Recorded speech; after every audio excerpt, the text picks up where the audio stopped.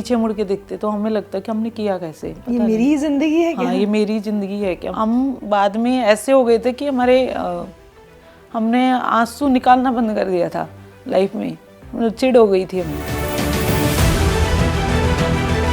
हम जिस तरीके के परिवेश में रहे, हमने महिलाओं को या लड़कियों को देखा घर के काम करते हुए, कभी सोचा ही नहीं होगा, सोचा ही नहीं। हाँ, हमें लगता था शादी होनी होती है, हो जाएगी। तो हम अपने ही परिवेश में कैद थे। जो ससुराल है वहाँ पे हम घूंघट में रहे हैं। तो मारपीट भी हुई कभी? मारपीट भी हुई, गालियाँ भी बहुत नॉर्मल थी, लेकिन हमने कभी उसका विरोध नहीं किया, क्योंकि हमने अपने माहौल में अगल बगल में महिलाओं को पिटते हुए देखा है। तो हमारे लिए वो एक नॉर्मल था। कभी शिकायत की अपने माता पिता से?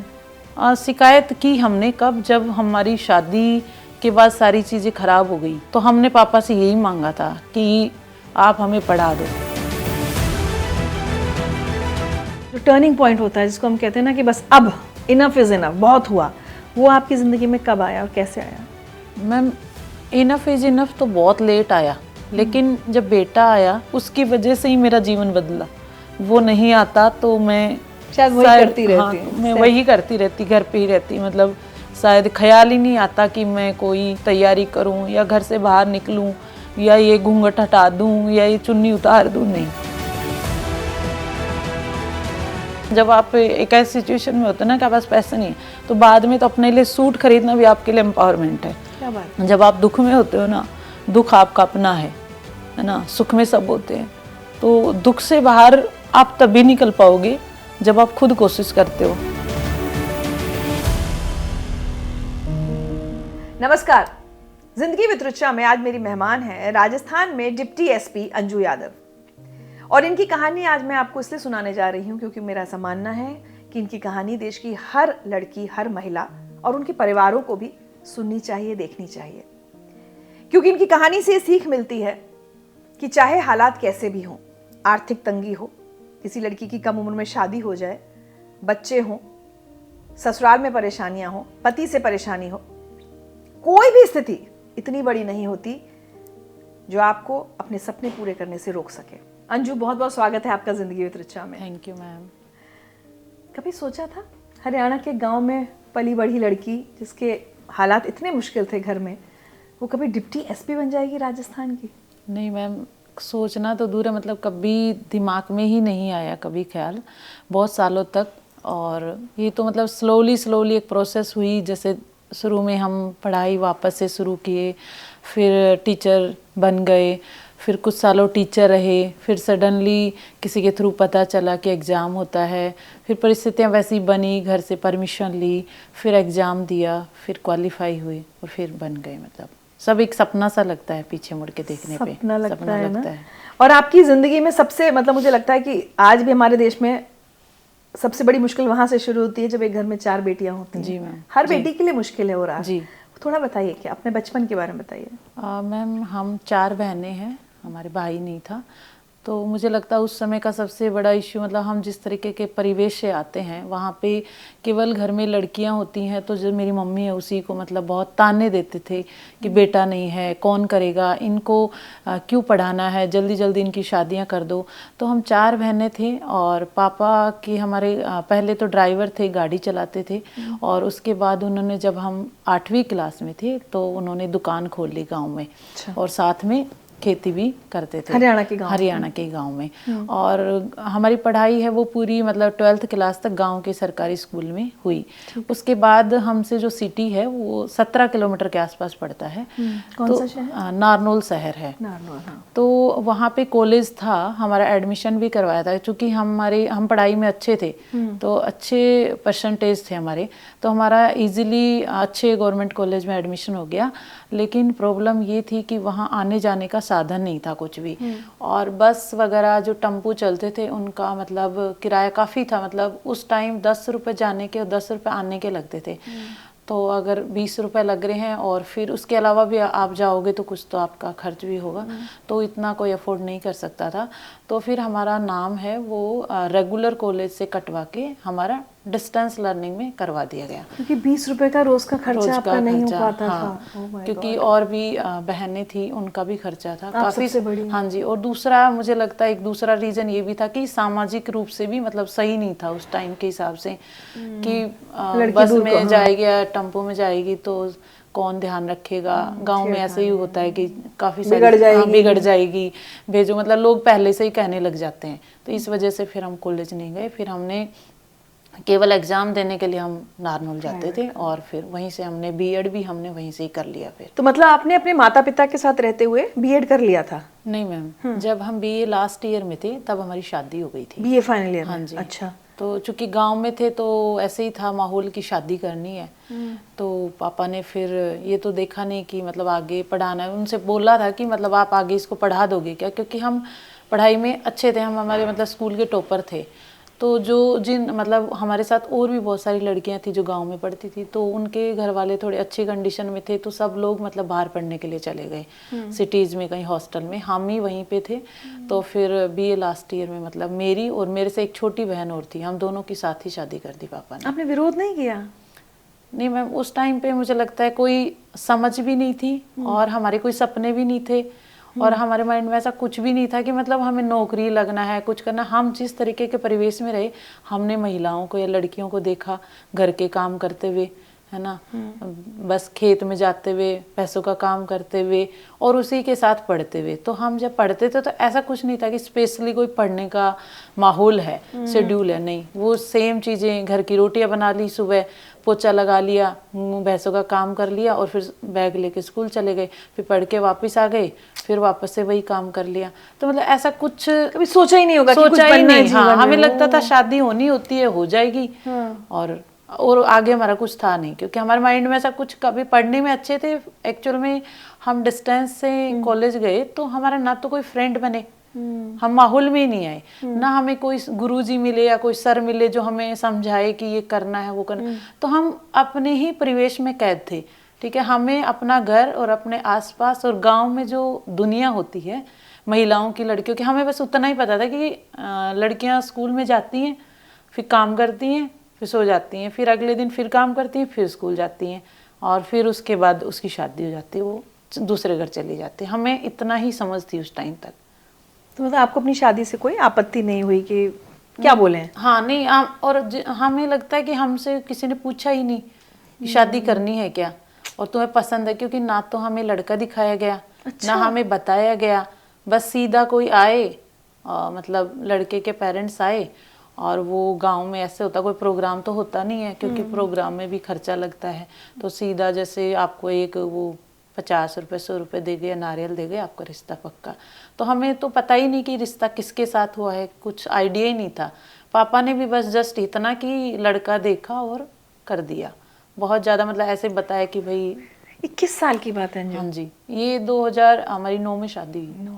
हाँ, तो सोचिए, हम लोग बहुत बड़ी बड़ी बातें करते हैं ना कि समाज बहुत बदल गया है, बहुत, अभी भी कितने गांव हैं जहां लड़कियों की स्थिति में कोई सुधार नहीं आया, कोई बदलाव नहीं। ग्रास रूट लेवल पे बहुत कम सुधार है, मतलब चेंज हो रहे हैं गांव में धीरे धीरे, लेकिन उन लोगों के ज़्यादा चेंजेज हैं जिनके घर में सरकारी नौकरियां हैं या वो फाइनेंशियली स्ट्रांग हैं, उनके लिए माहौल बदल रहा है। जो लोग अभी भी मतलब निचले स्तर पे हैं, उनके सुधार वो खुद ही ला रहे हैं, मतलब इतनी तेजी से सुधार नहीं है अभी भी। तो जब वो 10 रुपए और 20 रुपए के खर्चे की वजह से आपको कॉलेज जाने से रोका गया, तब बुरा लगा? कोई याद है उस समय की, या वो भी आपको ऐसे लगा कि नॉर्मल है? नहीं मैम, बुरा तो लगता था क्योंकि हम पढ़ाई में ठीक थे, अच्छे थे, मतलब हमें स्कॉलरशिप मिलती थी। जैसे मान लो 10th में हमारे 82% है उस टाइम के, तो हमें 10,000 रुपीज़ मिल गए। तो हमारे लिए तो काफ़ी था वो अमाउंट ना, क्योंकि हम सरकारी स्कूल में पढ़े तो हमारा फीस तो लगती नहीं थी। 200-300 रुपये कुछ लगता था, वो भी हमारे स्कॉलरशिप आती थी तो उसमें रिम्बर्स हो जाता था। तो हमारे लिए तो मतलब खुशी होती थी कि इससे हम कपड़े खरीद लेंगे या कुछ हम कर लेंगे, है ना। तो जब हमने देखा कि 10th के बाद भी बहुत सारे बच्चे जो अच्छे घरों से थी, ठीक लड़कियां थी, वो बाहर चली गई थी पढ़ने के लिए, फिर हम सोचे कि कोई नहीं, हम 12th के बाद चले जाएंगे, मतलब कुछ थोड़ा बहुत तो कहीं तो जाएंगे, नारनौल तो जाएंगे ना कम से कम। तो जब हम 12th में भी हमारे 81% थे, तो हमें उसकी भी स्कॉलरशिप मिली थी 3000 उस टाइम, मतलब हरियाणा गवर्नमेंट की तरफ से 3,000 पर ईयर मिलते थे और कॉलेज में इतनी फीस भी नहीं लगती थी, तो हमारे लिए तो वो भी काफ़ी था। लेकिन सब लोग 12th के बाद चले गए थे कहीं कहीं पढ़ने, लेकिन हमारा तो फिर वही कि रेगुलर कॉलेज भी नहीं कर पाए। तो मतलब दुख तो नहीं होता था, लेकिन देखते थे तो लगता था यार हम मतलब जानना चाहते हैं, नई वो एक दुनिया होती है ना। हम देखते थे गांव में से लड़कियां जैसे तैयार होके नारनौल पढ़ने जा रही हैं और हम वहीं हैं, हम वहाँ घर के बाहर ही बैठ के आते जाते हुए देखते थे, क्योंकि जैसे उस टाइम पे टेम्पू वगैरह चलते थे गांव में, तो उस टेम्पो में बैठ के जाते थे कोई तैयार होके। तो हमें बस यही फील होता था कि इनके बढ़िया यार, इनके घर वाले बढ़िया हैं कि इनको भेज रहे हैं, हाँ ये जाने दे रहे हैं, हम तो यही हैं, हमारा तो यही है। मतलब ज़्यादा फील तो नहीं हुआ, लेकिन हाँ लगता तो था। बाद के सालों में ज़्यादा फील हुआ। कभी शिकायत की अपने माता पिता से? शिकायत की हमने कब, जब हमारी शादी के बाद सारी चीज़ें खराब हो गई, जब मतलब जब बिल्कुल ऐसे हो गया कि अब हम क्या करें, तो हमने पापा से यही मांगा था कि आप हमें पढ़ा दो। मतलब उस टाइम पे आप हमें नहीं पढ़ा पाए, है ना, बट अब हमें एक बार आप वापस से पढ़ा दो। तो हमने तब शिकायत की थी कि अभी तक मैंने आपसे कुछ नहीं मांगा, जैसा आप चाहते थे। तो पापा ने बोला था कि ठीक है, हम मतलब करवा देंगे आपको, क्योंकि हमारे ऊपर कोई पढ़ाई पे कभी खर्चा हुआ नहीं था। तो उन्होंने इसी वजह से उन्होंने हाँ भी भर दी थी पढ़ाई करवाने की। आपको कुछ सुनवाना चाहती हूँ मैं अंजू। मैं लालाराम धोलेडा का रहने वाला हूँ। मेरे 4 बेटियां हैं। सबसे बड़ी बेटी का नाम है अंजू, जो भी RPS में सिलेक्शन हुआ है। उसके 4 बहनें हैं। उनका ये बेटा है मुकलदीप, जिसकी परवेश सिंह दोनों मोशों ने किया है, संजू और अंजू ने। RPS बनने वाली हमारे गांव की पहली लड़की है, जिसका हमारे गांव को बड़ा उत्साह है। भविष्य में महिलाओं के लिए हमारी बेटी प्रेरणा स्रोत बनेगी, ऐसी हमें आशा है। एक और सुनाती हूँ। अंजू की मम्मी हूँ। बहुत खुशी हुई, DSP बनी, गांव का घर का नाम रोशन करा और बहुत अच्छे काम करे।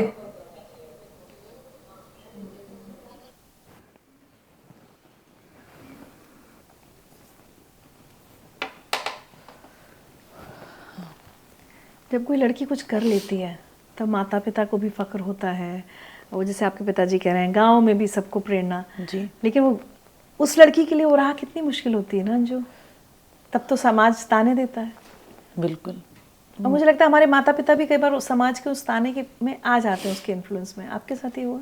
बिल्कुल मैम, मतलब मुझे लगता है कि मेरे से ज़्यादा इन लोगों ने सहा, क्योंकि कहीं ना कहीं हम तो पढ़ने के लिए बाहर चले गए, लेकिन हमारा बेटा और जो पेरेंट्स हैं वो गांव में ही रहे। तो हमारी सोसाइटी ऐसी है कि जब लड़की ससुराल ना रह के मायके में रहने आती है, या फिर वहाँ पे मतलब आप ये मान लो कि जिस तरह के परिवेश से हम वहाँ अगर 15 दिन से भी ज़्यादा रह जाए लड़की, तो अगल बगल के लोग ये कहने लग जाते हैं कि लेके नहीं जा रहा कोई भी, मतलब ये यही है ना। और चूंकि और इसमें आदमी की खोट नहीं देखी जाती, लड़की की खोट देखी, लड़की की, उसके ऊपर ही सारे लांछन लगा दिए जाते हैं। तो जैसे हमारा बेटा था वो भी गांव में ही रह रहा था, क्योंकि हम तो उसको छोड़ दिए थे वहीं पे, हम पढ़ाई करने के लिए जयपुर चले गए थे बाद में। तो इन लोगों को मतलब मेरे बेटे से पूछना कि तुम्हें कोई लेने नहीं आता, तुम यहीं रहोगे क्या, और फिर पेरेंट्स को भी जैसे पापा को भी बोलना कि यहीं है, कब जाएगी, है ना, यहीं है बहुत दिन से।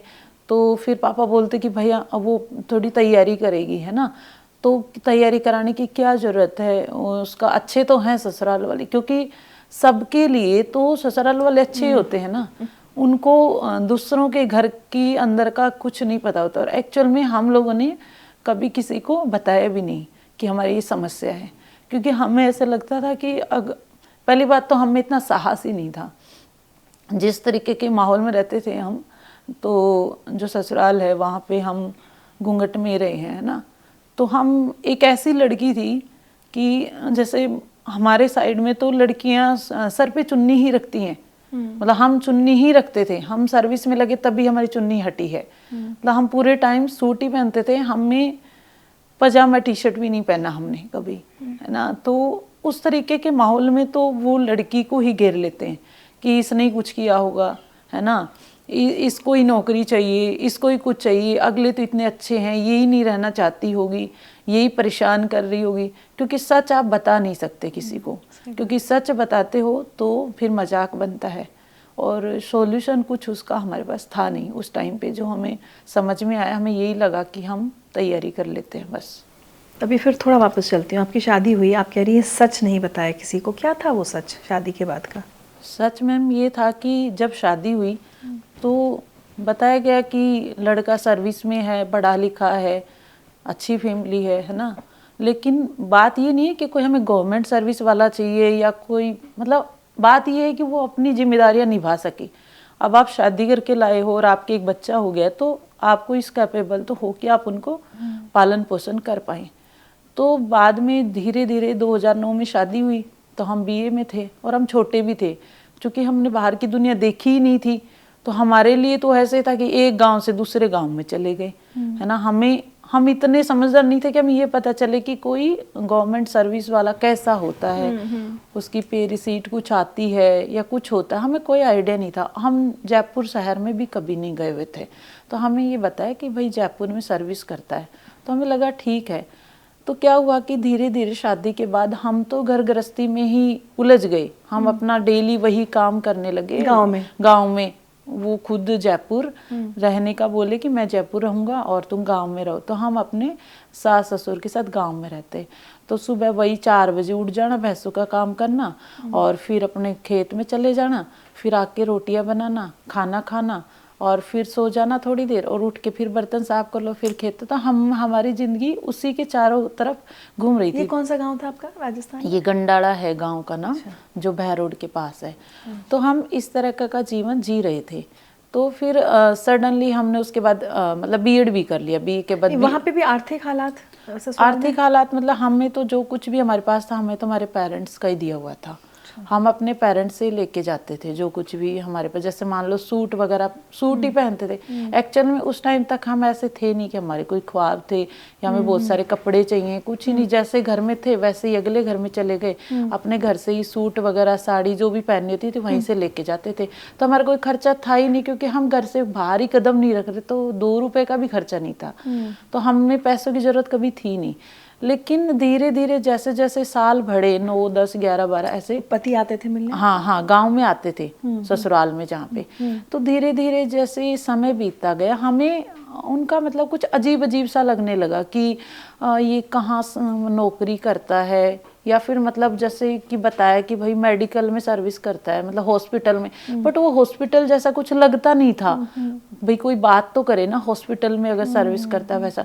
तो हमें थोड़ा अजीब सा बिहेवियर लगने लगा। ससुराल वाले भी मतलब हमसे छिपाते थे, अपने बेटे से बातें करते तो अकेले में करते थे, हमारे सामने कोई बातें नहीं करता था। तो धीरे धीरे 2012 तक हमें ये कन्फर्म हो गया लगभग कि ये सर्विस तो नहीं करता, है ना। हमें इतना धमकाते थे कि मतलब किसी से बोलेगी नहीं, किसी से पूछेगी नहीं, है ना।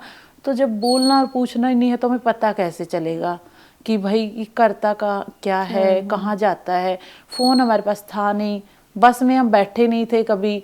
तो हमें क्या हुआ कि 2011-12 में हम जयपुर गए, है ना। साथ हमें घर वालों ने साथ भेज दिया थोड़े टाइम के लिए, हम बीमार हो गए थे ज़्यादा। तो हम वहाँ उसकी एक्टिविटी फिर नोटिस करने लगे कि ये कुछ तो है।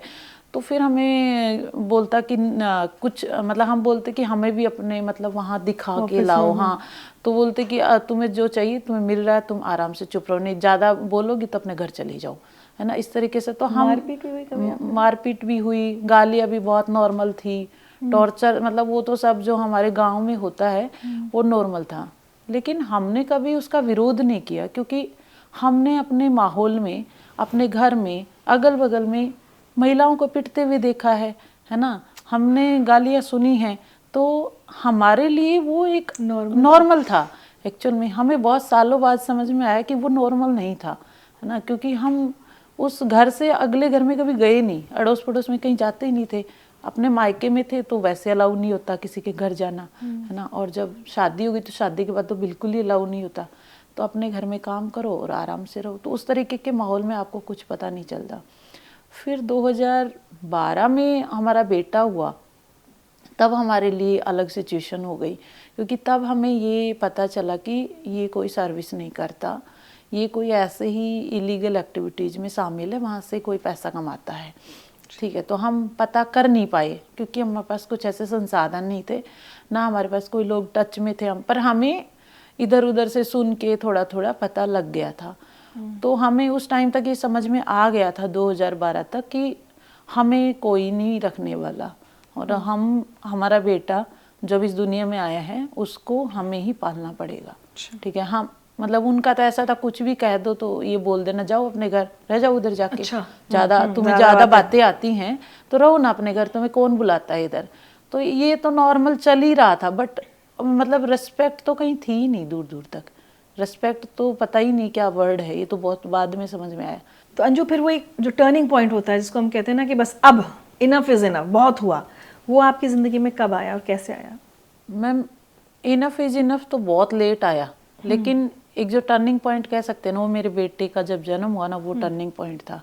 क्योंकि पहले हम अकेले सब चीज़ों को झेल रहे थे, है ना, लेकिन जब बेटा आया तो वो मुश्किल हो गया हमारे लिए। हमने ऐसे ही सोचा कि हम पढ़ लेते हैं वापस से, क्योंकि हमें ये तो समझ में आ गया था कि हमें ये बंदा नहीं रखेगा, और हमारी यहाँ पे हम दोनों को ना तो कोई पैसे देते हैं, ना हमें रखना चाहते हैं, हम जबरदस्ती किसी के घर में रुके हुए हैं। तो हमें लगा कि अब हम पढ़ाई शुरू करते हैं, है ना। तो जैसे ही हमने बोला कि हम पढ़ाई शुरू करते, तो सारे घर वाले हमारे पीछे पड़ गए, ससुराल वाले, कि पढ़ाई करनी है तो अपने घर जाओ, ले जाओ अपने बच्चे को भी अपने साथ ही, और अगर यहाँ करनी है तो पैसे तो हम देंगे नहीं, पैसे तो तुम अपने घर से ही लोगी, ठीक है, और बस हम इस बच्चे को रख लेंगे और काम तो तुम्हें करना पड़ेगा। क्योंकि मैम बहुत सालों बाद में वापस से पढ़ाई कर रही थी, तो ये पॉसिबल नहीं है कि आप बच्चे को भी, छोटे 1 महीने के बच्चे को भी रख लो, तैयारी भी कर लो, तो पॉसिबल नहीं था। तो आप किस चीज़ की तैयारी करने का सोच रही थी? हमारे मन में कुछ नहीं था तैयारी किसकी करने, हमें ये भी नहीं पता था कि नौकरियां कौन कौन सी होती हैं और किसकी तैयारी करेंगे। हम तो बस ये था कि हम तैयारी करेंगे, वो हमें, हमारे घर में कोई सर्विस में तो है नहीं ना कोई अगल, तो हम तो ऐसे थे कि तैयारी करेंगे, किसकी करेंगे ये भी नहीं पता। पहले हमारे लिए ये मुश्किल नहीं थी किसकी करें, हमारे क्या लिए करें, हाँ। क्या करें और इस बंधन से बाहर निकल के सिटी में कैसे जाएं, हमारे लिए ये था। मतलब बच्चे को कहाँ छोड़े, हमारा खर्चा कौन उठाएगा और हम कहाँ रहेंगे, ये सब सॉल्यूशन जब हो जाएंगे तब हम सोचेंगे कि हम किसकी तैयारी करें। तो वो वाली हमारे लिए अलग सिचुएशन थी। तो फिर हमारे, जब हमें लगा कि सब लोगों ने हमें मतलब कह दिया कि तुम्हें जो करना है, अगर तुम पढ़ना ही चाहती हो तो जाओ अपने घर, तो हमने अपने पापा से फिर वो परमिशन मांगी कि आप हमें पढ़ा दो प्लीज, है ना। क्योंकि पापा को भी पता था सच का, एक्चुअल में क्या हो रहा है ससुराल में, ये मेरे को और मेरे पापा को ही पता था। बाद में हमने किसी को नहीं बताया बहुत सालों तक। हमने पहली बार किसी को पब्लिकली, या मतलब बोल सकते हो किसी फ्रेंड को या किसी को भी 2019 के आसपास बताया, तब तक हमने किसी को कुछ नहीं बताया, हम चुप ही रहे इतने सालों। अच्छा, क्यों? क्योंकि हमें डर लगता था, बहुत ज्यादा डर लगता था कि लोग तो तब भी बोलते थे, लेकिन हमें ये डर लगता था कि अगर हमने बता दिया तो शायद और वर्स्ट हो जाएगा। क्योंकि हम धीरे धीरे वो रिश्ते में ऐसा हो रहा था कि उसको ऐसे लगता, हमें ऐसे धमकियां मिलती थी कि तुम्हें जान से मार देंगे, तो और बेटे को लेके चले जाएंगे, है ना, उठा के ले जाएंगे। तो हमें इतना डर था, हम इतने खौफ में थे कि अगर हमने बोला तो कुछ ना कुछ हो जाएगा, तो हम चुप ही सही हैं। तो मतलब हम, और वैसे हम थे भी नहीं, शायद हमें उतना साहस नहीं था बोलने का, और हमें पता भी नहीं था कि बोलने से शायद हो सकता है कुछ सॉल्यूशन हो जाए, क्योंकि हमें लगता था कि हमारी हेल्प कोई नहीं करेगा। क्योंकि जिस तरीके के परिवेश में रहते हैं वहाँ पे आप कुछ बताओ तो मजाक बनता है। गाँव में हमने देखा है कि लड़कियां, जैसे हमारे साथ की लड़कियां हैं, उनकी शादी में कोई इश्यू होता है तो गांव में पंचायत होती थी, फिर वहां पे उसका समझौता करवाते थे, फिर उसको जबरदस्ती भेज देते हैं, फिर वो वापस आती है, फिर समझौता कर, तो मतलब वो एक इंटरफेरेंस इतना ज़्यादा हो जाता है कि बहुत मुश्किल हो जाता है, फिर सारे गाँव में उसका पता चल जाता है। और हमें हमेशा से डर लगता था कि हमारी छोटी बहनें भी हैं, है ना, हमारे मन में ऐसा डर बिठा दिया गया था कि उनके रिश्ते नहीं हो पाएंगे फिर अगर तुम ऐसे करोगी, तुम सबसे बड़ी हो, अगर तुम ही बोलोगी कि मुझे वहाँ नहीं रहना ओपनली, या फिर बोलोगी कि डाइवोर्स चाहिए या कुछ भी चाहिए, तो उनके रिश्ते तो होंगे ही नहीं फिर। तो हमें लगता था कि हमारा जीवन तो हो गया है ना खराब, अब हम किसी और का नहीं करें। अगर हमारे चुप रहने से अगर शांति है चारों तरफ, तो हम चुप ही ठीक हैं फिर। इसलिए हमने कभी फिर बोला नहीं किसी के भी सामने। आपके पिता आपको सपोर्ट कर रहे थे उस वक्त? मेरे पिता मतलब शुरू से ही सपोर्ट कर रहे थे। मुझे लगता है कि अगर वो नहीं होते तो शायद मैं जिंदा नहीं होती, क्योंकि वहाँ रहना तो बहुत मुश्किल था, क्योंकि उस बंदे के साथ रहना तो बहुत ही मुश्किल था। तो अगर ये मेरे बेटे को नहीं रखते, या फिर मुझे उन सालों में, जैसे मैं सर्विस 2016 में लग गई, लेकिन अगर सर्विस से पहले तो मेरे पास कोई मतलब पैसे नहीं थे। मतलब फिर आपने ये तय किया कि आप अपने पति के साथ नहीं रहेंगी, हाँ। ससुराल में नहीं रहेंगी। हाँ। 1 महीने का आपका बच्चा था। हाँ। और फिर आप अपने मायके आ गए। हाँ। और इसमें जो मायके में होता है कि भाई आस पड़ोस के लोग या अपने रिश्तेदार वो ताना मारते हैं। हाँ, वो तो मारते थे। वो तो मतलब पूछते ही रहते हैं कि ऐसे पूछते थे कि कब जाएगी वापस, गई नहीं। तो पहले तो क्या होता है ना, छोटा बच्चे को घर लेके आते ही हैं, एक तरीके से रस्म होती है, तो निकल जाता तो उनको तो लगता है कि भाई महीने भर रह जाएगी, ज्यादा से ज्यादा तो महीने भर, तो कोई कुछ नहीं पूछा। फिर उनको लगा कि ये तो यहीं रह रही है, बेटा भी यहीं रह रहा है, तो फिर पूछने लगे। तो फिर ऐसे ही झूठ बोल देते थे कि हाँ नहीं, हम यहीं रहेंगे थोड़े टाइम, अभी हमारे हस्बैंड वहाँ है नहीं गांव में। तो ऐसे कुछ झूठ, कुछ भी जो हमें उस टाइम पे समझ आता था, जिसको जैसे बोलते थे वैसे ही बोल देते। लेकिन वो उस टाइम तो ठीक था, लेकिन वो जैसे जैसे वो सालों में बढ़ता गया, मतलब 12 में आए और बेटा हमारा अभी तक भी घर पे ही है, गांव में ही है। तो फिर लोगों के क्वेश्चन ज्यादा होने लगे। साल भर के बाद लोग फिर ज्यादा पूछते हैं, अरे यहीं छोड़ दिया इसको, यहीं छोड़ दिया इसको, अनाथ बना दिया तुम, यहाँ दोनों ना माँ है इसके पास, ना बाप है, ना दादा दादी आते हैं, मतलब पता नहीं क्या करने वाली है, छोड़ के चली गई है, ऐसी क्या नौकरी चाहिए इसको, आराम से एक बच्चा है उसके साथ अपने घर पे रहे, ससुराल में रहे। तो बच्चे को मम्मी पापा के पास आपने छोड़ा, फिर आपने क्या किया? मैंने मम्मी पापा के पास छोड़ा और कुछ टाइम वहाँ पे रही। कितना बड़ा बच्चा छोड़ा आपने? मैंने महीने का लेके आई थी घर पे, और वो मतलब साल भर का हो गया। साल भर हम एडजस्टमेंट करते रहे, ससुराल वालों को कोशिशें करते रहे कि उनको मना ले। अच्छा। क्योंकि हमारे माइंड में ये था कि ये भी खुश, मतलब हमें आराम से खुशी से ही तैयारी करवा दें, चाहे पैसे मत दो, चाहे मैं रखो मत, लेकिन शांति रहे जीवन में, है ना। और तब तक मन ये बन गया था कि पढ़ना है कुछ। हाँ, मतलब पढ़ना है, बस तैयारी करनी है नौकरी। क्योंकि हमने वो गरीबी देखी थी कि हमें ये पता था कि हमें, मतलब हमारे जो पेरेंट्स हैं वो कुछ साल ही तो कर सकते हैं ना, हमेशा हमें और हमारे बच्चे को पाल नहीं पाएंगे। तो हमें ये लगता था कि हमारा नौकरी करना तो मतलब मस्ट है, हमारे पास कोई विकल्प नहीं है। हम बच्चे को तभी पाल पाएंगे जब हम नौकरी लग जाएंगे या कमाएंगे। बिना पैसे के हम उसको कहाँ लेके जाएं, मतलब कहाँ रखें, बच्चे का भी खर्चा होता है, खुद का भी। तो हमें ऐसे लगता था, हमारे पास उस टाइम पे जो माइंड में आया 2012 में, 2 चीज़ें थी, या तो हम खेतों में काम करें, रोज भैंसों का कर ही रहे थे जीवन भर, या तो वो कर ले, है ना। और दूसरा ये था कि हम पढ़ने में अच्छे थे, तो बाकी लोग भी तो कहीं कहीं सर्विस कर ही रहे थे, हमारे साथ वाले लोगों को देखते थे, नौकरी तो करते ही हैं लोग कहीं। तो हमें लगता था कि अगर हमें नौकरी मिल जाए तो शायद ये भी ऑप्शन सही है। तो हमें लगा कि नौकरी वाला ऑप्शन ज़्यादा सही है, क्योंकि वो ज़्यादा ईजी है, लाइफ को एक रिस्पेक्ट मिल जाएगी। और एक्चुअल में ना तो मेरे पास खेत थे, वो तो ससुराल के थे ना, वो तो हमें दे ही नहीं रहे थे, तो हम काम भी कहाँ करें। तो फिर हमने वो नौकरी वाला ही चूज किया। फिर क्या पढ़ाई शुरू की आपने? फिर हम जयपुर चले गए अकेली? हाँ, बेटे को आपने मम्मी पापा के पास छोड़ दिया। और वहाँ पे हमारे बहन रहती थी छोटी, एक कॉलेज में पढ़ाई करती थी, तो वो हॉस्टल में रहती थी। तो हमारे रहने का खर्चा तो होगा नहीं, हम उसके साथ ही उसी के उस पे सो जाएंगे। पर खाने का था, तो उस टाइम पे खाने का ऐसा होता था कि घर से गेहूँ वगैरह जाता था, तो कोई बहुत ज़्यादा खर्चा हमारे लिए अलग से वो आया नहीं कि भाई इसको कुछ करना पड़ेगा ना। कोचिंग वगैरह हमने कुछ ज़्यादा की नहीं, मतलब हमारे पास इतने पैसे भी नहीं थे।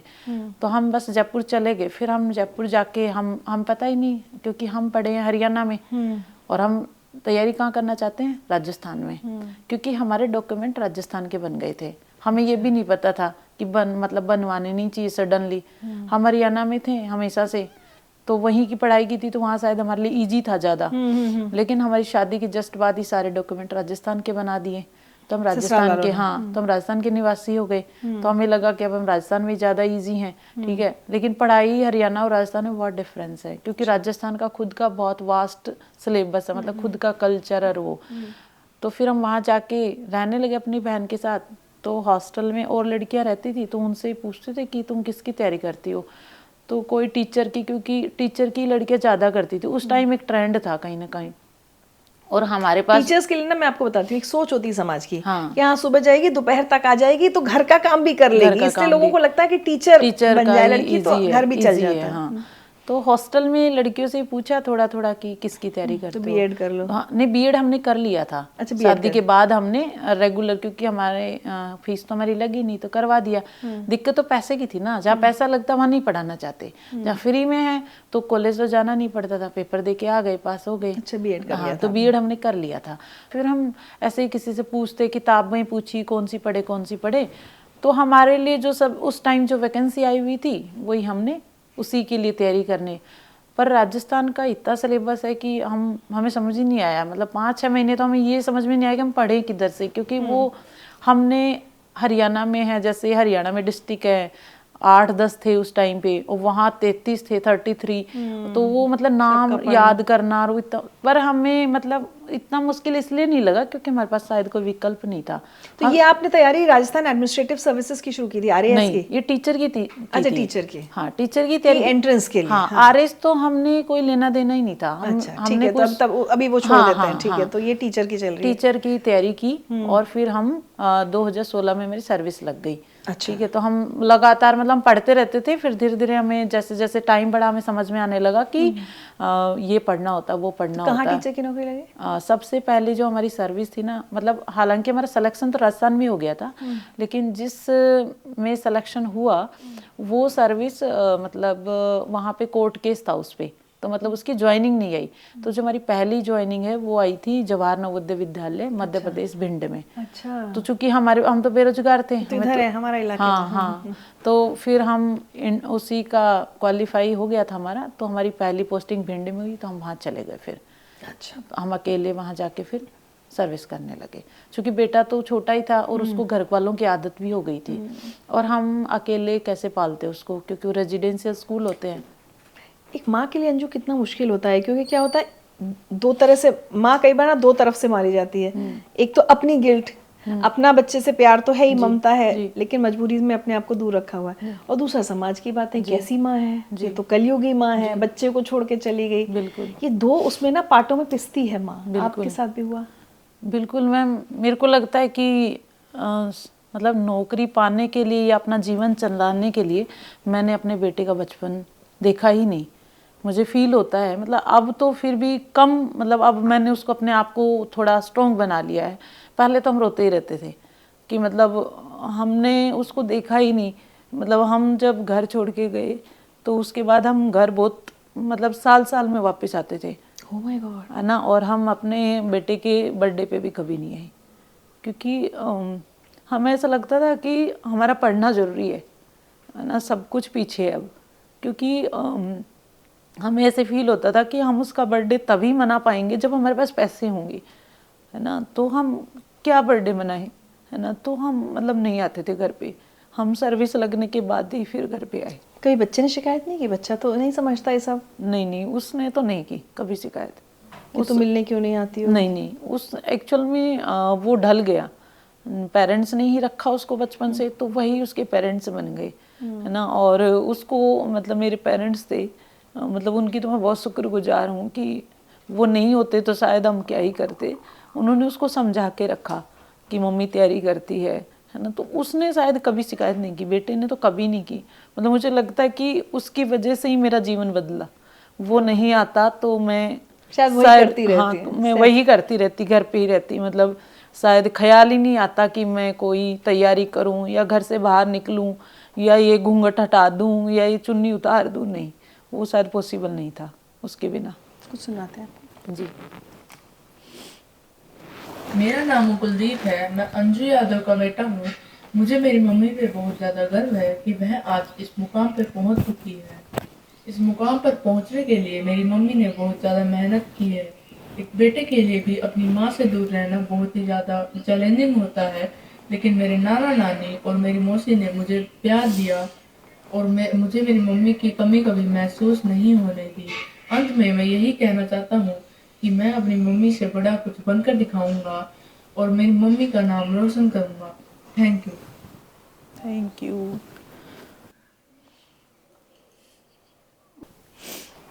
वो लगता है उसको समझाया गया होगा थोड़ा बहुत कुछ, उसने उसको समझ के ही बोला है कुछ कुछ, बट बहुत मुश्किल है। बट मुझे लगता है कि अब अच्छा लगता है कि वो जब बोलता है कि मुझे प्राउड फील होता है कि आप मेरी मम्मी हो, तो मतलब वो इतने सालों का जो उससे अलग रहे या जो दुख था ना, वो पूर्ति हो जाती है जब वैसे बोलता है तो। सॉरी।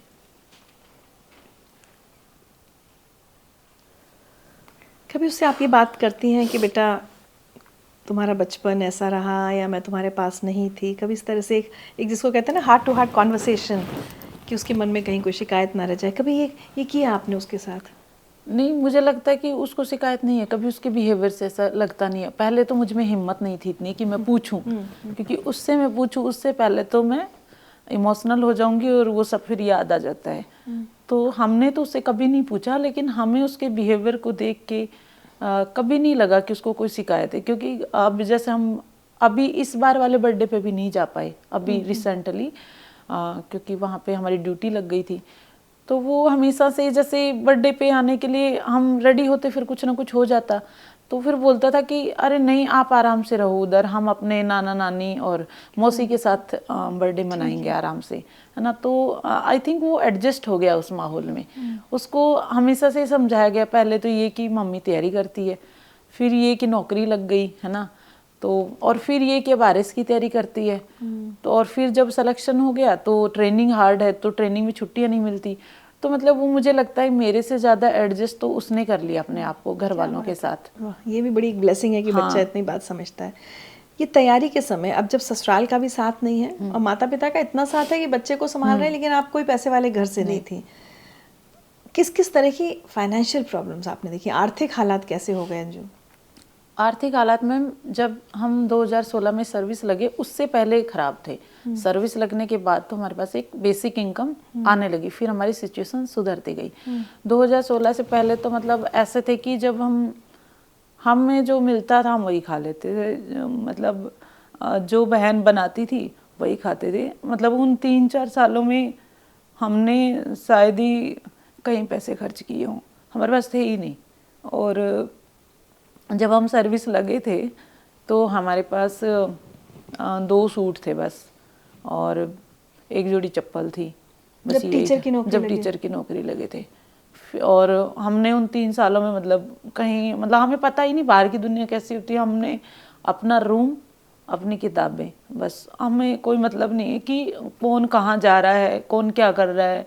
हमने कभी, मतलब हमें अभी भी याद आता है कि पापा बोलते थे कि अरे भाई इसको जूस तो पिला दिया करो, क्योंकि हम अभी तो काफ़ी हेल्दी हो गए हैं, तब बहुत दुबले पतले थे।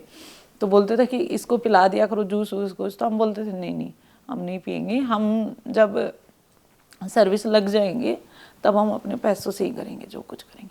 और सर्विस लगने के बाद हमने जिया भी फिर उस चीज़ को। बाद में फिर काफ़ी सारी चीज़ें, मतलब जो हम कभी खरीद नहीं पाए थे वो हमने खरीदी बाद में।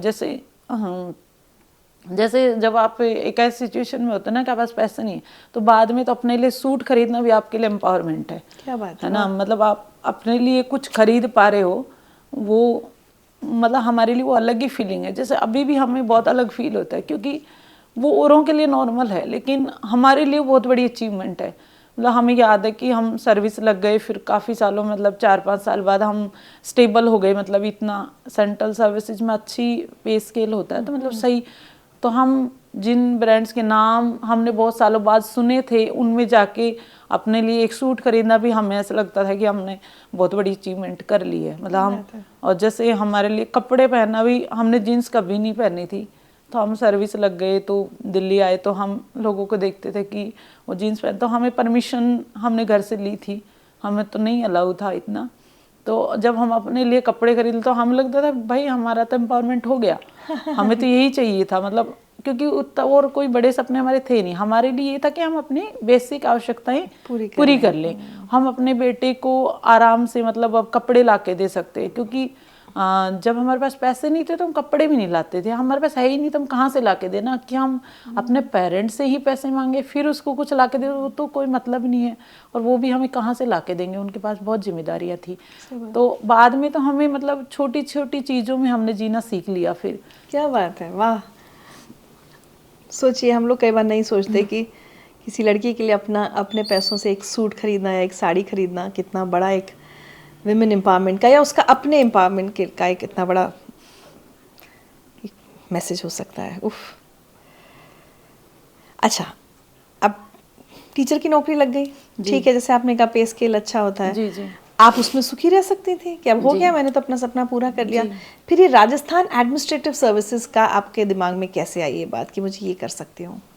तो जब हम टीचर की तैयारी करने के लिए जयपुर गए थे तो हमारे अगल बगल में लोग तैयारी करते थे। अच्छा।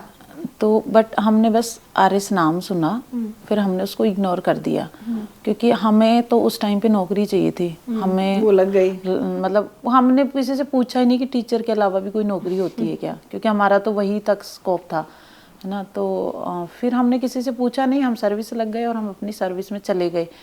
फिर हम 2018 में जब राजस्थान में हमारी सर्विस लगी टीचर की, तो हम वापस राजस्थान आए, क्योंकि मध्य प्रदेश दूर था तो घर आना बहुत मुश्किल हो रहा था। तो हमें लगा कि एटलीस्ट हम घर के आसपास कहीं तो जाएं, अपने स्टेट के साइड में तो जाएं, तो हमने राजस्थान ज्वाइन कर लिया।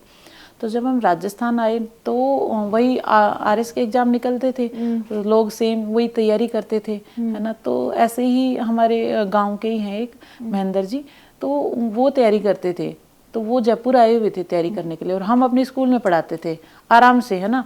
हमारे जीवन में शांति तो नहीं थी, बट हमारे पास पैसा आ गया था कि हम अपना गुजारा कर सकें आराम से। तो उन्होंने फिर एक दिन ऐसे बोला, तुम क्यों नहीं करती हो तैयारी? तो हमने बोला कि नहीं, हम क्या करेंगे, हमारे बस की बात नहीं, वो पता नहीं, वो तो ऐसे हमें पता ही नहीं है कि इधर क्या है, मतलब है क्या RS। अच्छा, हमने इतने सालों में किसी से ये भी नहीं पूछा कि इसकी फुल फॉर्म क्या है ना। तो फिर उन्होंने बोला कि नहीं, इसमें भी वही प्री मेंस और इंटरव्यू का होता है। तो हमें इंटरव्यू से तो डर लगता था, क्योंकि हम घर से बाहर कभी निकले नहीं, तो बोलना नहीं आता था, तो हमें लगता था इंटरव्यू कौन देगा, नहीं हम नहीं देंगे। तो उसने बोला नहीं, तुम तैयारी तो तुम सोचो तो सही एक बार, उसने बोला। बट हमने उसको सीरियसली नहीं लिया, हमने उसको मतलब ज़्यादा सोचा नहीं। वो उस साल की वैकेंसी भी चली गई, हमने कोई शुरुआत नहीं की। बाद में फिर हमारे पर्सनल लाइफ में बहुत सारी चीज़ें बढ़ती चली गई, मतलब हम वहाँ जा नहीं रहे थे, लेकिन वो लोग हमें कंटिन्यूसली परेशान कर रहे थे। वो हस्बैंड जैसे ही हम सर्विस लग गए उसके बाद भी वहाँ आके गाली गलौज करना, सुना के चले जाना, ऐसी है वैसी है, कुछ कुछ बोलते रहना, जान से मार देंगे, तुम मिलो तो सही, कहीं दिख गई तो, ऐसे मतलब उनका वो कंटिन्यूसली सालों तक चलता ही रहा, वो रुके नहीं कोई भी। जितना हो सकता है वो उतना परेशान करते रहे। तो हम क्या परेशान हो गए इन सब चीज़ों से, मतलब हम सर्विस तो लग गए लेकिन जीवन हमारा वैसा ही था कहीं ना कहीं। तो फिर हम दिल्ली ज्वाइन कर ली 2019 में, डर के मारे। अच्छा। हम आराम से अच्छे खासे, जयपुर में हमारी नौकरी थी, लेकिन हमें इतनी धमकियां देते थे, तो हम सोचते थे कि जान है तो जहान है, ठीक है। तो हम दिल्ली इसलिए आ गए, हमें लगा कि वहाँ हमें कोई नहीं ढूंढ पाएगा, क्योंकि जयपुर में तो आपको कोई भी ढूंढ लेगा, वो छोटा ही शहर था उस टाइम तक तो, और पता भी होता था कि भाई इस स्कूल में जाती है। दिल्ली बड़ा है, हमारे लिए तो बड़ा है था, क्योंकि हम कभी दिल्ली के साइड मूव ही नहीं किए, और हमें डर तो बहुत था, बट हमें वही है कि हमारे पास कोई ऑप्शन नहीं बचा, तो हम दिल्ली आ गए। फिर दिल्ली आ गए तो हम वही सेम सिचुएशन, तो हम थोड़े थोड़े खाली होने लगे स्कूल में, मतलब हाफ डे का स्कूल होता है इधर दिल्ली में। फिर हमें उनकी बात याद आई कि तैयारी करनी चाहिए। फिर हम थोड़ा थोड़ा मतलब अपने जीवन में स्टेबल होने लगे, मतलब हमारा दिमाग पहले से अलग होने लगा, हम अपना सोचने लगे। दिल्ली आने के बाद सबसे बेस्ट यही था कि हमने अपने लिए जीना शुरू किया। पहले हम घर वालों का ही सोचते थे, गांव का, कि कोई कुछ कह देगा। यहाँ आके हमने सीखा कि हमें भी खुश रहना चाहिए, हमें किताबें पढ़नी चाहिए, हमें भी अच्छे कपड़े पहनने का अधिकार, हमें सब करने का अधिकार है जो बाकी लोगों को है, ठीक है। तो हम थोड़ा चेंज होने लगे, तो फिर हमारे माइंड में आया कि हम अब हम कुछ करें क्या, कुछ अच्छा। ऐसे तो हमारा जीवन ऐसे ही चलता ही रहेगा, हमारा कुछ क्या करें, हम क्या करें। तो फिर हमने उनसे बात की, जिसने हमें बताया था। हमने बोला कि अब हम ना सोच रहे हैं कि हम करें क्या तैयारी शुरू। तुम बोला कर लो, ज़्यादा मत सोचो, करो तुम। तो फिर हमारे लिए तैयारी करना इतना ईजी नहीं था, क्योंकि बेटा पेरेंट्स के पास है ना। अब हमें सारी परमिशन तो लेनी पड़ती थी, हम बिना परमिशन के नहीं कर सकते थे, क्योंकि हम ऐसे माहौल से आए थे। तो हम घर गए तो हमने पापा से बोला कि एक ना ऐसी नौकरी है जिसमें रहने को घर मिलेगा, और वो ऐसे बोले कि उसमें गाड़ी भी मिलती है, ठीक है। तो हमारे पास तो ना तो घर था ना गाड़ी थी, तो हम उस टाइम ये इसीलिए सोच के करे थे कि इसमें हमारा बेटे का अच्छा फ्यूचर हो जाएगा, क्योंकि हमारा बेटा अभी भी अभाव में ही था, गाँव में कोई बेसिक फैसिलिटीज़ उसके लिए नहीं थी। हम दिल्ली आ गए, हमारे लिए हो गई थोड़ी चीज़ें अच्छी, बट वो तो वहीं गांव में रह रहा, सेम कंडीशन है, कोई बहुत ज़्यादा चेंज नहीं। आप थोड़े पैसे तो भेज पाते हैं? पैसे भेजते थे, लेकिन जैसे अब वहाँ सुविधाएं दे नहीं सकते ना। आप उसको गांव के स्कूल में पढ़ रहा है, गांव में ही सब कुछ कर रहा है, वहाँ जो मिल रहा है वही खा रहा है, मतलब उसके लिए वहाँ आप कोई ना जूस अवेलेबल करा सकते हो, क्योंकि अब काफ़ी चीज़ें बदल गई, लेकिन उस टाइम तो वैसी चीज़ें। तो हमें लगा कि उसका फ्यूचर अच्छा हो सकता है। तो हमारे प्राइमरी थॉट तो यही था, ऐसा कुछ भी नहीं था कि कोई समाज से। उस टाइम तक तो हमारे माइंड में कुछ भी नहीं था। तो हमने पापा को बोला कि आप है ना, हम तैयारी कर लें क्या, आप हमें तैयारी करने की परमिशन दे दो, बट इसका ये है कि फिर ये मुकुल तो आपके पास ही रहेगा, क्योंकि हम उसको ले जा ही नहीं सकते ना, तैयारी करेंगे तो फिर टाइम नहीं मिलेगा। तो उन्होंने बोला कि ठीक है तुम करो, ऐसे कोई दिक्कत नहीं। अच्छा, पता उनको भी नहीं था आरएस का क्या, और हमें फुल फॉर्म भी नहीं पता थी उस टाइम तक भी। हम बस ऐसे आरएस ही बोलते थे घर पे, आरएस ही बोलते थे, आरएस ऐसे। तो बोल ठीक है तो कर लो, क्योंकि कोचिंग करने के लिए तो हमारे पास टाइम नहीं था, सर्विस में थे, नौकरी हम छोड़ नहीं सकते थे। तो हमने खुद ही मतलब इधर ही थोड़ा थोड़ा 19-20 के बाद अखबार पढ़ना शुरू कर दिया। ऐसे थोड़ा थोड़ा करते थे, थोड़ा थोड़ा चलता रहता था जितना हमसे होता था। मतलब हम उस माहौल में आने लगे धीरे धीरे करके। फिर हम धीरे धीरे सुनते, तो फिर हम यूट्यूब पे, जैसे कि मैंने आपका भी जिंदगी विद ऋचा खूब देखा है। अच्छा। हाँ, और मुझे वो मैम है अन्नू कुमारी मैडम का आपने लिया था। मुझे याद है कि मैंने ऐसे सोचा था कि मतलब इसके भी कुमारी लगा हुआ है, मेरी भी कुमारी लगा हुआ है, इसका अन्नू है और अन्नू की जगह अंजू हो सकता है। बट वो मतलब हमारे, वो भी अपने बेटे से दूर रह के हाँ तैयारी सेम कंडीशन थी ना, ऐसी सेम। बट हमारे माइंड में वो ऐसे नहीं आया कि सच हो सकता है, नहीं, हमारे प्राइमरी थॉट आया और हमने इसको इग्नोर कर दिया, क्योंकि ये सब तो हम कैसे सोच सकते हैं, हमसे तो कोई गांव में पूछने नहीं आता कि तुम ठीक हो। तो ये सब चीज़ें तो इम्पॉसिबल है, मतलब कल्पना से परे है। तो फिर हम वो सुनते थे, मतलब ऐसे करके जो भी हमें मोटिवेट करे चीज़ें, ऐसे ऐसे हम सुनते रहते थे, क्योंकि हमें गाने वाने सुनने का शौक था नहीं, कभी वो चीज़ें अवेलेबल नहीं थी। तो ये इस तरीके से अपने आप को मोटिवेट भी रखते थे थोड़ा। फिर ऐसे हुआ, फिर हम जितनी भी छुट्टियां होने लगी दिल्ली के स्कूल में, हम सीधा जयपुर जाने लगे। धीरे धीरे हमें वो अंदर से आ गया कि हमें बनना है। और दूसरा चीज ये है कि जैसे जैसे हम तैयारी कर रहे थे ना, तो हमें लगता है मेरी पर्सनैलिटी चेंज होने लगी, हम पॉजिटिव होने लगे, नॉलेज भी बढ़ती है, नॉलेज बढ़ने, अच्छे लोग, कॉन्फिडेंस, थोड़े अच्छे लोग मिलने लगे जीवन में, क्योंकि उससे पहले तो हमारे जीवन में कोई था ही नहीं। हम अकेले ही थे, अपने अपनी दुनिया में ही घूमते रहते थे, अपने आप से ही, अपने और अपना बेटा और पापा, बस इनके और बहन ने, बस यही जिंदगी थी। किसी से बात नहीं करते, क्योंकि किसी से भी बात करते तो पूछते कि आपके पति का नाम क्या है, वो क्या करता है। तो वहां से एक नई समस्या शुरू हो जाती थी, क्या बताएं, क्योंकि सच बता नहीं पाते आप। तो फिर वैसे इस दौरान क्या था, फिर पति से एकदम अलग हो गई आप? हाँ, मतलब बिल्कुल अलग थे, बस वो थोड़ा बहुत परेशान करने के लिए फोन वोन करते रहते थे, धमकियां थोड़ी थोड़ी देते रहते थे, कुछ कुछ। हाँ, और हम उनको फाइनेंशियली भी चुप रहने के लिए पैसे देते थे, मतलब हाँ। तो हम सर्विस लग गए, तो हमें लगता था कि कैसे भी करके चुप रह जाए, तो हम इसको महीने की सैलरी में से हिस्सा दे देंगे, बट शांति रखे जीवन में, ताकि हम शांति से नौकरी कर पाए। हाँ, तो हमने काफ़ी, मतलब जितना हमसे हो सकता था फाइनेंशियली, मेरे पापा ने भी, हमने खूब, मतलब हम जाते नहीं थे बट हम पैसे देते थे। तो फिर वो जब हमने कुछ टाइम के बाद, जैसे हम थोड़े से बोल्ड होने लगे, धीरे धीरे हमने दुनिया देखी बाहर आके कि महिलाएं ये भी करती है, वो भी करती हैं, बोलती भी हैं, ऐसे करती हैं। तो हमें थोड़ा आने लगा कि हम इतना चुप क्यों रहते हैं, हम भी तो बोल लेना कुछ। तो हम थोड़ा थोड़ा जब बोलने लगे, तो फिर तो विरोध और ज्यादा होता है कि अब तो बोलती भी है, बहुत जबान लड़ाती है ना। तो फिर हमने, मतलब धीरे धीरे हमने डिसाइड किया कि हम पैसे क्यों भेजते हैं। हमारे बेटे से कोई एक भी दिन मिलने नहीं आया, 1 महीने का बेटे के बाद हमसे कोई मिलने नहीं आया। हमारा बेटा किसी को नहीं जानता। तो जब हमारे अपने लिए फादर को नहीं जानता, क्योंकि कोई मिलने नहीं आया उससे। तो फिर हमने सोचा कि जब हमसे कोई नहीं मिलने आ रहा, हमारे बेटे से कोई मिलने नहीं आ रहा, इसकी कोई जिम्मेदारी नहीं उठा रहा, तो फिर हम इतना क्यों कर रहे हैं। तो फिर हम थोड़ा बोल्ड होने लगे, धीरे धीरे हमें ट्रांसफॉर्म होने लगे। फिर हमने पैसे देने बंद कर दिए। 18 के बाद हमने फिर पैसे नहीं दिए। एक मिनट, आपको कुछ मैसेज सुनवाती हूँ क्योंकि आपने एक जिक्र किया है। हेलो ज्योति, मैंने आपकी कहानी पढ़ी और देख के सुन के बहुत ही अच्छा लगा। जब कोई इंसान इतने दुख, इतने संघर्षों से निकल के सक्सेसफुल होता है तो बहुत अच्छा लगता है। और वो भी जब ये काम कोई लड़की करे, कोई औरत करे, तो मुझे और भी ज़्यादा अच्छा लगता है, क्योंकि ये लड़कियां फिर बाकी लड़कियों के लिए जो अलग अलग संघर्षों से जूझ रही होती हैं उनके लिए एक मोटिवेशन का, प्रेरणा का कारण बनती हैं। मुझे ये सुन के अच्छा लगा, आप मेरी वीडियो देखी थी और उससे आपको मोटिवेशनली या फिर इमोशनली आपको हेल्प मिलती थी। तो जो कि मुझे थोड़ा नॉस्टैल्जिक भी फील हो रहा है। Life comes full circle. एक दिन मैं वहाँ सक्सेस का इंटरव्यू दे रही थी और आज मैं आपको कंग्रेचुलेट कर रही हूँ। भविष्य में आप भी इसी तरीके से आपसे इंस्पायर हुई और लड़कियाँ और बच्चियाँ और औरतें जब नए नए मुकाम हासिल करें, आपको भी ऐसा मौका मिले, आप उन्हें कंग्रेचुलेट करें। आपको बहुत बहुत बधाई। जो आपने अचीव किया है वो वाकई काबिल तारीफ है। I feel inspired, I feel very happy. दुख और संघर्ष होते हैं ना, वो इंसान को एक अलग ही ताकत देते हैं और आपकी सक्सेस स्टोरी उसका एक जीता जाता उदाहरण है। All the best girl. Thank you ma'am. Wow, मेरे को ये सपना सा लग रहा है सब। उनका मैंने वीडियो देखा था, बहुत मतलब अपने आप को उनसे रिलेट किया था। बहुत लोगों ने हमें लिखा कि बहुत इंस्पायरिंग। थैंक यू आपने। हाँ,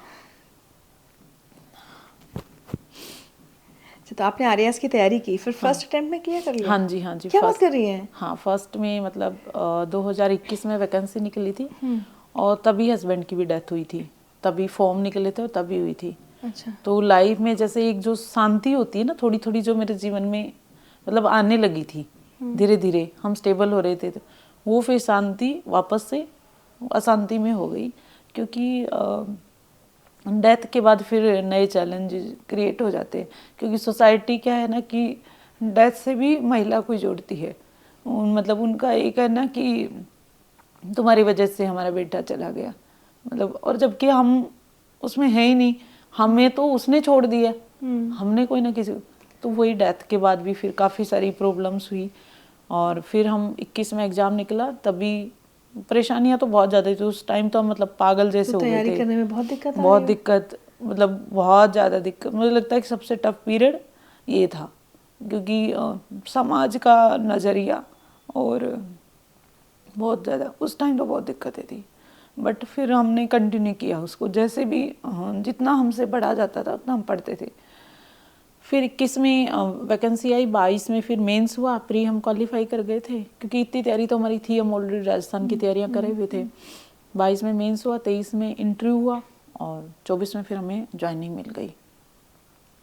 तो हमें तो खुद ही लगता है कि अगर अब हम पीछे मुड़ के देखते तो हमें लगता है कि हमने किया कैसे, ये मेरी ही जिंदगी है क्या? हाँ, ये मेरी जिंदगी है क्या। मतलब इतना हम बाद में ऐसे हो गए थे कि हमने आंसू निकालना बंद कर दिया था लाइफ में, मतलब चिढ़ हो गई थी हमें।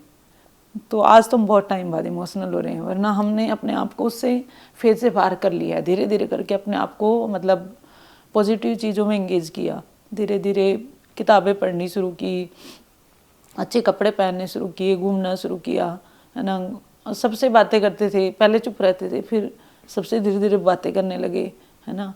फिर धीरे धीरे अपने आप को दूसरे एनवायरनमेंट में ले गए, वो हमने छोड़ दिया। फिर हमने रोना धोना सब छोड़ दिया, क्योंकि हमें समझ में आया कि जब आप दुख में होते हो ना, दुख आपका अपना है ना। सुख में सब होते हैं, तो दुख से बाहर आप तभी निकल पाओगे जब आप खुद कोशिश करते हो। दूसरा आपको नहीं निकाल सकता जब तक कि आप खुद ही कोशिश नहीं कर रहे हो। तो हमने सोचा कि हम खुद परेशान रहेंगे तो सबको परेशान कर रहे हैं, क्योंकि अगल बगल का फिर वो वाइब्रेशन ही वैसी क्रिएट हो जाती है। सब परेशान, घर वाले भी परेशान कि क्या करें इसका। और वो तो ऑलरेडी 2009 में जब से शादी की तब से झेल ही रहे थे कहीं ना कहीं। तो फिर हमने मतलब अपने आप को पूरा, मुझे लगता है कि एग्ज़ाम के बाद तो हम पूरा ऐसे हो गए कि हमें सब बदलना है, अब कोई रोना धोना नहीं जीवन में, ठीक है अब जो है वो है, जो हो गया स्वीकार कर लो, स्वीकार उसके कर साथ लो और आगे उसके साथ आगे बढ़ो। और हमने खुले में बोलना शुरू कर दिया। अब मतलब अब हम डरना बंद कर दिए। हमने सोचा कि इससे ज़्यादा एक्सट्रीम तो कुछ हो ही नहीं सकता ना, जो था वो सब हमने देख लिया है ना। और कितनी कोशिशें की अपने अपने आप को मतलब सही करने की, या फिर मतलब समाज के हिसाब से जीने की है ना, और सबको खुश करने की कि कोई कुछ ना करे। लेकिन फिर भी एंड में महिला है उसी को ही दोषी बना देते हैं।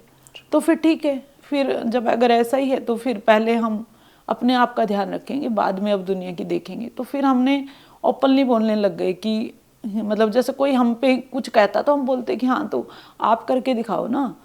कोई भी गांव में अपने क्या प्रॉब्लम है ना कि कुछ भी होती तो 5 लोग आके इकट्ठा हो जाते हैं कि आपको ऐसा करना चाहिए वैसा करना चाहिए। तो हमने फिर ओपनली बोलना शुरू किया कि आप अपनी बेटी से करवा के दिखाइए है ना, आप अपने आप को रखिए उस जगह पे कि 2009 में शादी हुई और आपने 12-15 साल कंटिन्यू चीज़ें देखी हैं और फिर भी मतलब यही कि नहीं इसी ने कुछ किया, इसी ने कुछ किया। तो फिर हमने अपने आप को बाहर निकाले। फिर अब हम मतलब काफ़ी पहले से बेटर हो गए थे। तो अब आपकी पर्सनैलिटी एकदम एक पुलिस हाँ, वाली बन गई है। बन गई है बिल्कुल। मुझे और लगता है ट्रेनिंग ने और कड़क बना दिया, कड़ा बना दिया। वो मुझे लगता है कि जीवन के एक्सपीरियंस ने ही मुझे बना दिया।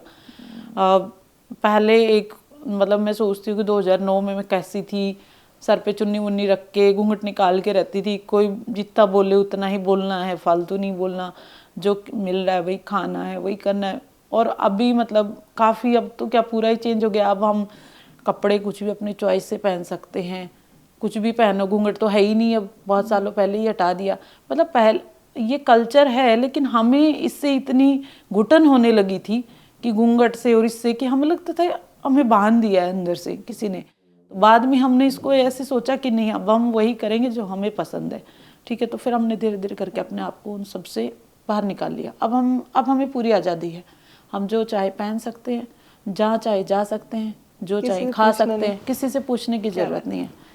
तो अब ये बताइए कि अब नौकरी लग गई है आपकी डिप्टी एसपी की, या अभी मतलब ट्रेनिंग फेज में है, अभी ट्रेनिंग लास्ट ट्रेनिंग फेज चल रहा है अभी, इसके बाद पोस्टिंग। तो जो दुबली पतली लड़की जो दुपट्टा लेके रहती थी, सर ढकती थी, वो पुलिस की ट्रेनिंग कर रही है, तो मजा आ रहा है वो उसमें? बहुत बड़ा मजा आता है। बहुत मुश्किल ट्रेनिंग है। मुश्किल है, लेकिन हम तो गांव से हैं तो वो काम वाम तो किया हुआ है पूरा, तो हम एंजॉय करते हैं। लेकिन ट्रेनिंग में हमने बहुत सारी चीज़ें जीवन में नई करने का मौका मिला। जैसे अब हमें यहाँ पे कौन स्विमिंग सिखाएगा, हमने तो वर्ड ही बाद में दिल्ली में आके सुना था। स्विमिंग है, हॉर्स राइडिंग है ना, वहाँ पे रनिंग है, तो मतलब सब अच्छे, जैसे शूटिंग है, फायरिंग करना, तो वो सब तो हमें वहीं जाके, तो हमें तो मजे आते हैं, क्योंकि हमें तो लगता है कि हमारे लिए वो नई दुनिया है। क्योंकि एक हम ऐसी दुनिया में रहा जहाँ हमें छोटी सी चीज़ के लिए भी परमिशन, एक छोटा सा अगर छोटा सा खिलौना भी लेके आए तो उसके लिए भी परमिशन लेनी पड़ती है कि ले कि नहीं ले। और अब हम एक ऐसी दुनिया में जहाँ हम अपने डिसीजन खुद कर सकते हैं, जो हम चाहें वो कर सकते हैं। तो अब तो बहुत अच्छा लगता है, और अब तो बहुत मतलब अलग ही एनवायरनमेंट है। हम मतलब ऐसे जीवन तो हमने कभी सोचा ही नहीं था। अच्छा, अभी तक के जीवन का, नहीं पुराने जीवन का, अगर मैं कहूँ कि सबसे लोएस्ट मोमेंट, कि जिस दिन कई बार ऐसा लगता है ना कि हम ख़त्म है हमारी ज़िंदगी, हम कुछ नहीं कर पाएंगे, क्या करें, मतलब कई बार आदमी सुसाइडल हो जाता है, डिप्रेशन में हो जाता है, कोई ऐसा लोएस्ट मोमेंट आपके जीवन का? लोएस्ट मोमेंट तो मैं बहुत ज़्यादा है, बट आई थिंक जब हम अपने बेटे को छोड़ के आए थे ना घर से, वो सबसे लोएस्ट था। मतलब हम छोड़ तो दिए थे, बट हमें बहुत गिल्टी होती थी कि भाई हमने छोड़ तो दिया, हम करें क्या। मतलब हम ऐसे होता ना कि माँ तो हैं, लेकिन वो ख़त्म करना पड़ेगा अंदर से। रोना भी नहीं है, क्योंकि रोते हैं तो फिर वही है कि आप पढ़ नहीं पाते, आप घर वालों को फिर परेशान करते हो। तो मतलब मेरे लिए वो बहुत मुश्किल था। मैंने घर फ़ोन करना बंद कर दिया। मतलब मैं यही नहीं पूछती थी कि मुकुल है, ठीक है कि बीमार है, क्योंकि हमें डर लगता था। हमें लगता था कि हम अगर पूछेंगे, अब बीमार है तो और पूछ लिया तो फिर हमारे बस की बात है नहीं फिर वो कंट्रोल करना।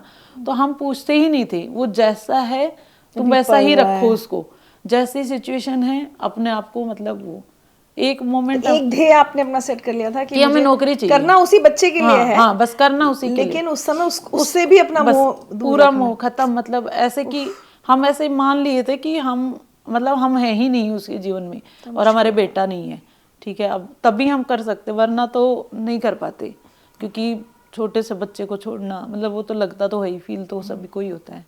चलिए मैं आपको 2 मैसेजेस और सुनवाती हूँ फिर हम।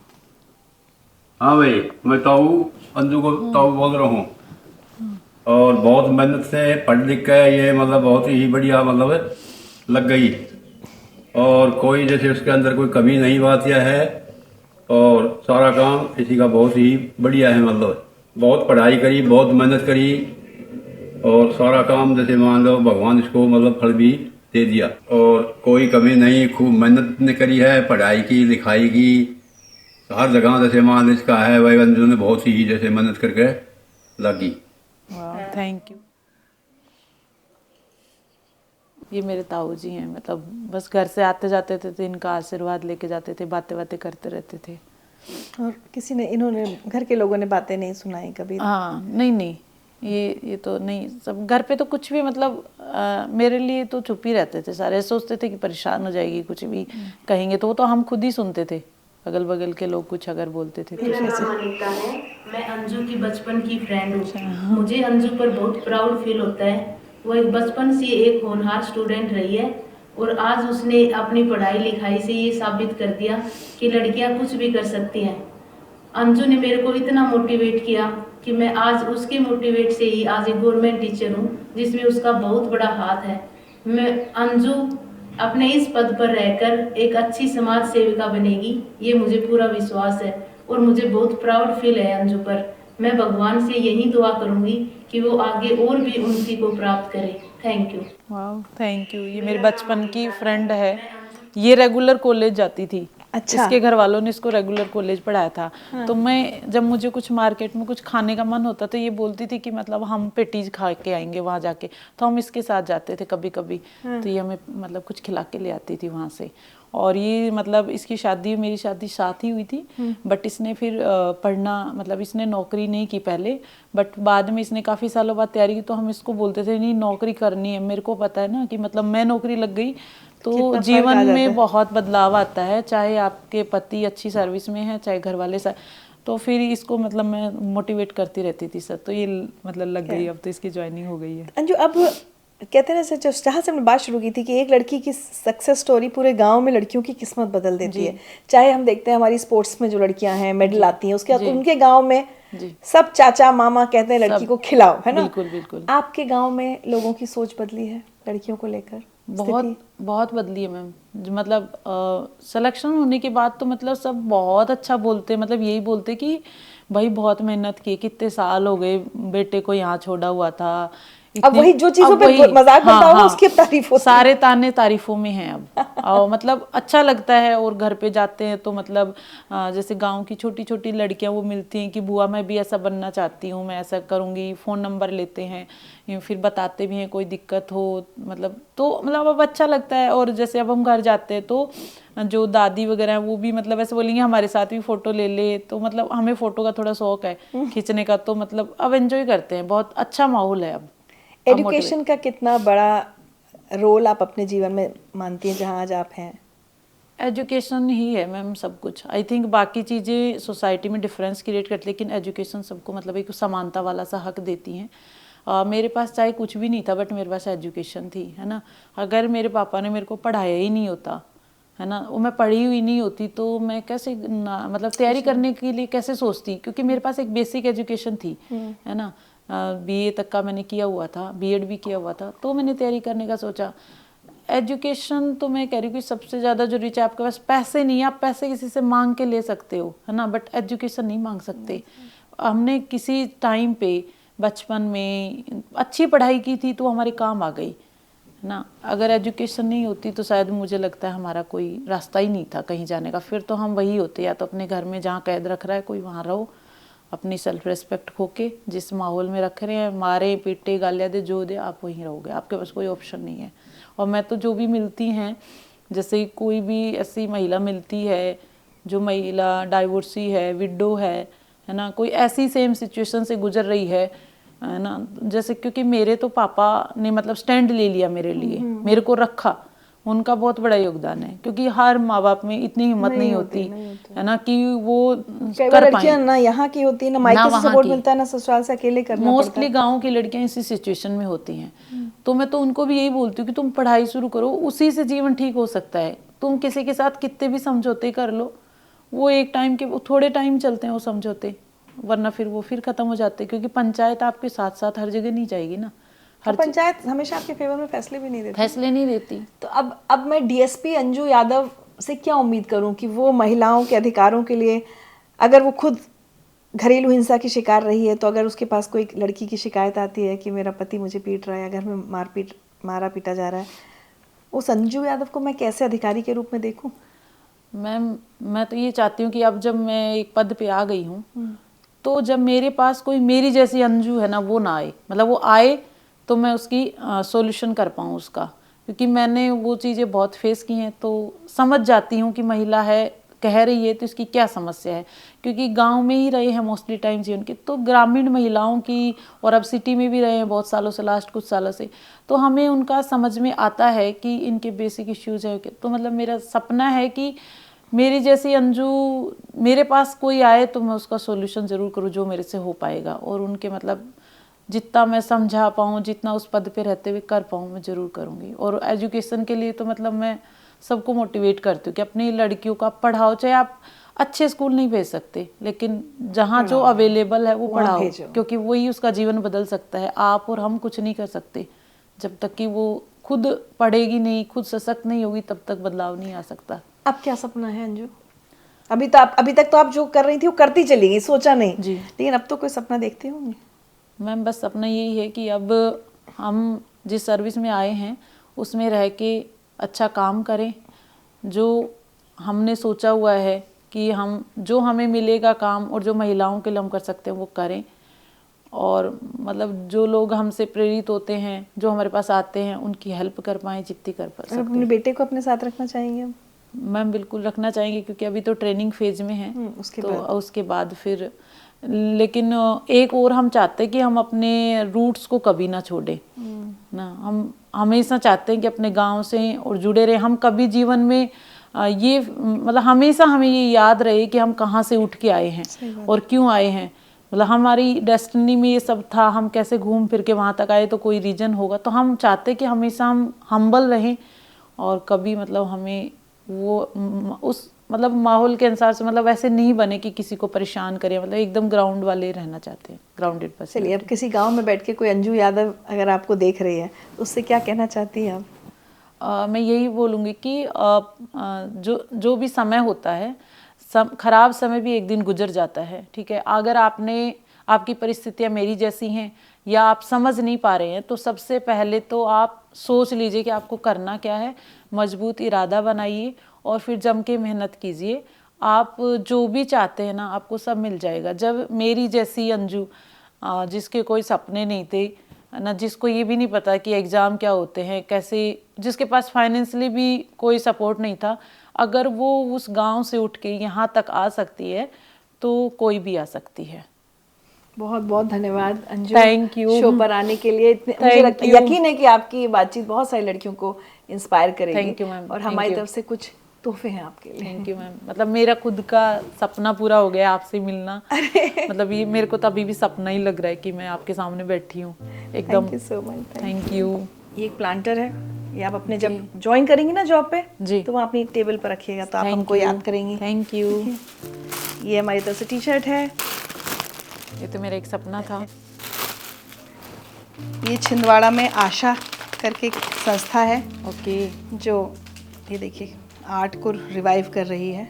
ओके, तो ये मैं आपको देखिए आपकी साड़ी से मैच कर रहा है ये स्टोर में। थैंक यू, वाह, थैंक यू। ये हमारी ग्रेटिट्यूड डायरी। आपके जीवन में तो बहुत कुछ ऐसा है, मैं डायरी राइटिंग करती हूँ, मतलब मेरा हॉबी है। आप ये लिखिएगा। ये ग्रामिल की तरफ से मिलेट्स, आज के कहते हैं ना भाई श्री अन्न है, मिलेट्स खाइए। ये छत्तीसगढ़ में है, ओके, गांव में आर्टिस्ट बनाते हैं, तो ये बहुत सुंदर, ये भी आप अपने घर में सजाइएगा। ये कनेक्टेड करके मेंटल हेल्थ पे एक संस्था जो काम करती है।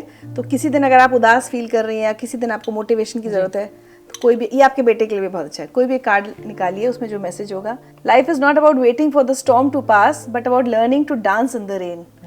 यही आपने किया है। ये स्लीपवेल की तरफ से कॉफ़ी टेबल बुक है, लाइफ हैज़ टॉट मी।